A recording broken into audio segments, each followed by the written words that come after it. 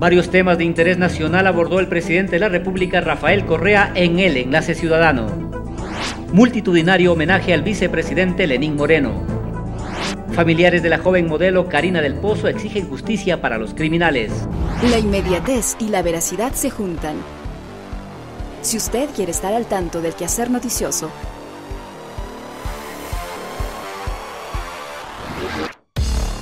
conéctese a www.elciudadano.gov.es.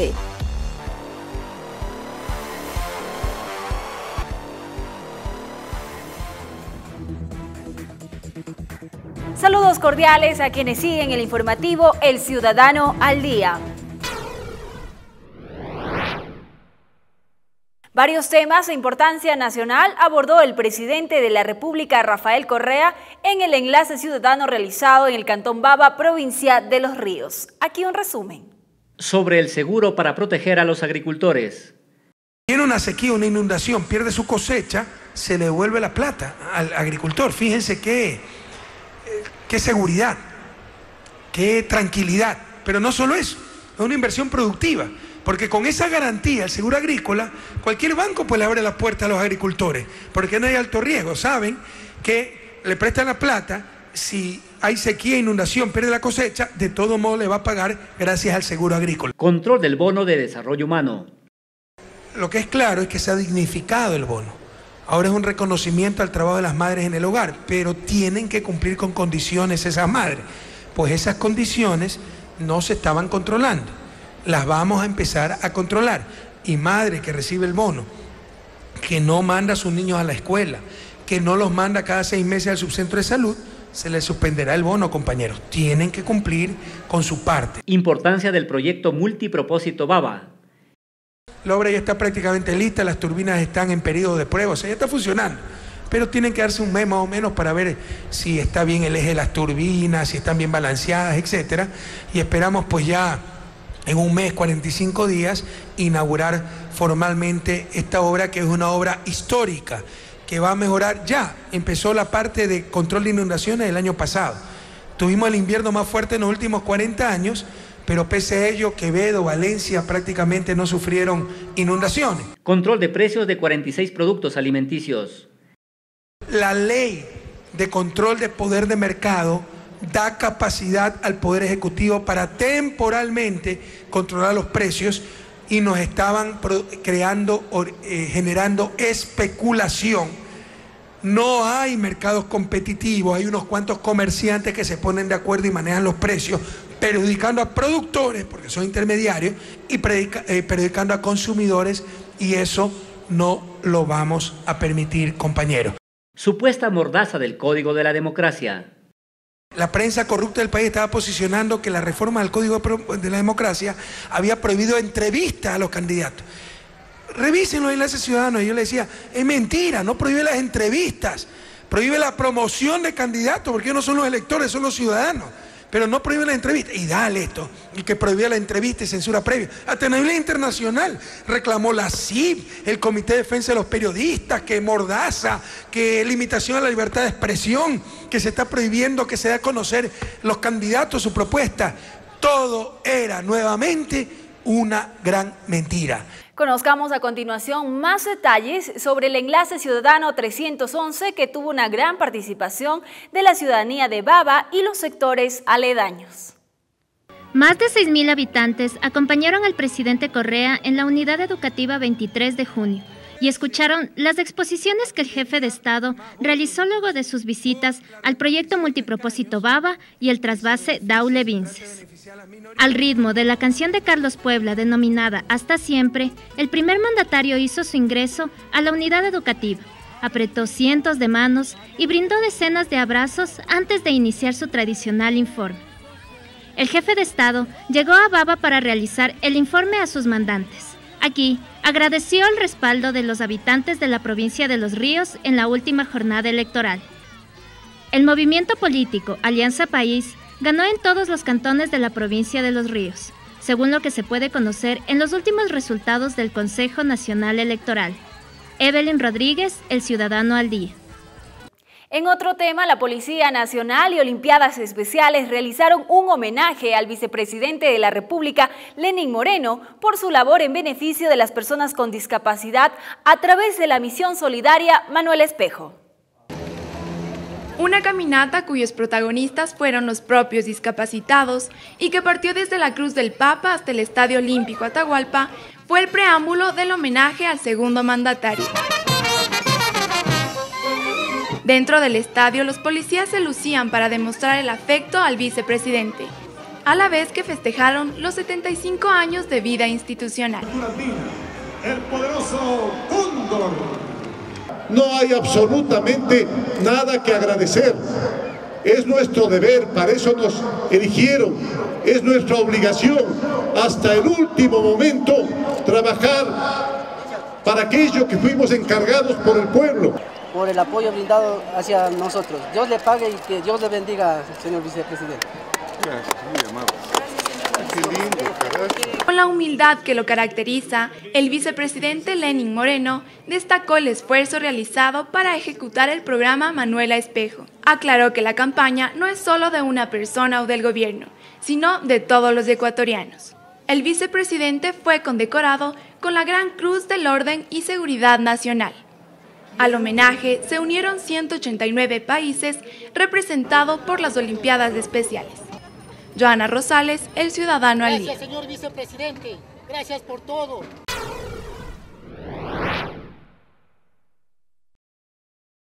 Y a propósito de este homenaje, veamos qué opinan los padres de familia y las personas con capacidades especiales sobre la gestión cumplida por el segundo mandatario del Ecuador. Es muy buena, muy interesante. Una muy buena labor sobre todo por mi hijo hablo yo, que tiene una discapacidad. De mi parte yo me encuentro sumamente agradecido porque gracias a lo que nos ha dado el vicepresidente, mi hijo ha sido operado siquiera unas 5 veces. Pues me parece muy bien y le agradezco mucho al vicepresidente de la República por todo lo que ha hecho por los niños especiales. Primeramente, soy bien contento y bien agradecido con el señor vicepresidente. Tengo mis 2 niños especiales, gracias a él mis hijos salieron adelante. Bueno, queremos agradecer al señor vicepresidente de todo lo que ha hecho esta campaña desde que él lo hizo, porque él se preocupó de las personas con capacidades diferentes. Yo opino que es lindo lo que hemos hecho un favor grandote, porque antes nos tenían votados. Ahora sí ya tenemos, porque cuando madura que hemos dio él, podemos ya poder trabajar. Es una gran obra, definitivamente una gran obra que el señor vicepresidente ha hecho por todas las personas con discapacidades y por muchos pobres de nuestro país. Más buenas noticias. Ecuador entregó ayuda humanitaria a El Salvador, Honduras, Nicaragua, Colombia y Paraguay. 13.5 millones de dólares se destinaron para la reconstrucción de Haití.